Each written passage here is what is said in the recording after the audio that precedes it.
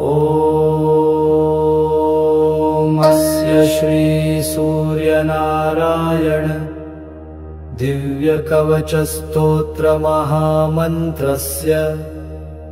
हिरण्यगर्भऋषिः अनुष्टुप्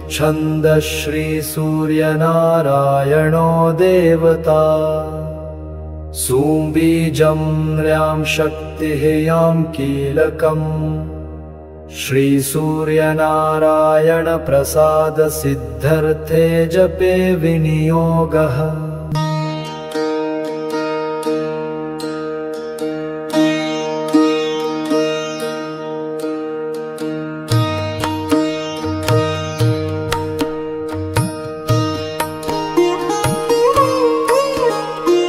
त्रिमूर्तिरूपं विश्वेशं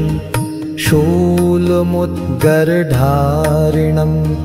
हिरण्यवर्णं सुमुखं छायापुत्रं रविं भजे।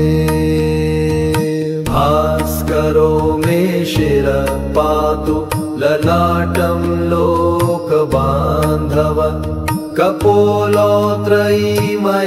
पातु नासिकां विश्वरूपभद्र नेत्रे चाधोक्षज पातु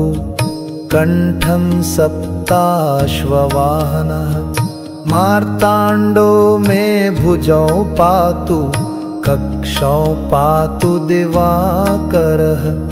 पातु मे हृदयं पूषा वक्ष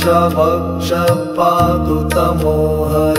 कुक्षिं मे पातु मिहिरो नाभिं वेदान्तगोचर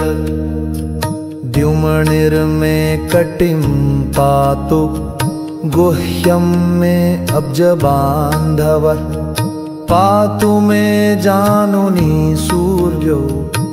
ऊरु पात्वुर्विक्रमः चित्रभानुः सदा पातु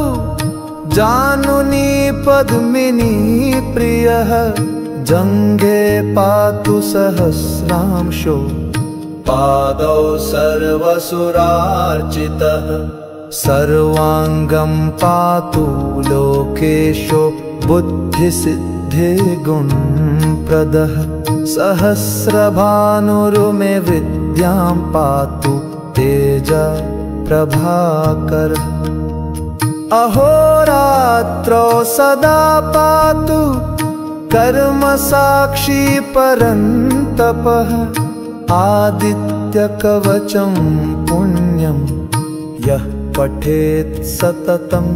शुचिः सर्वरोगविनिर्मुक्तो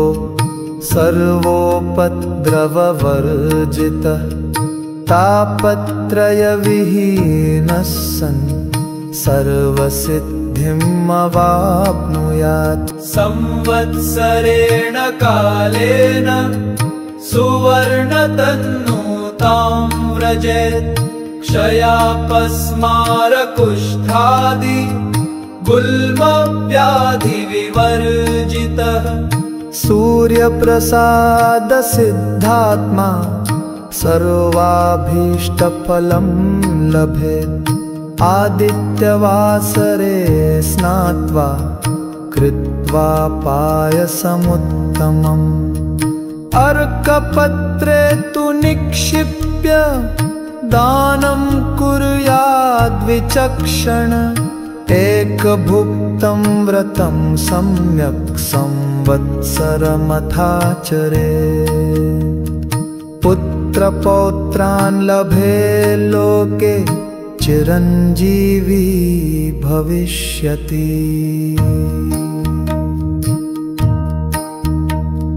स्वद्भुवर्भूरोमिति दिग्विमोकः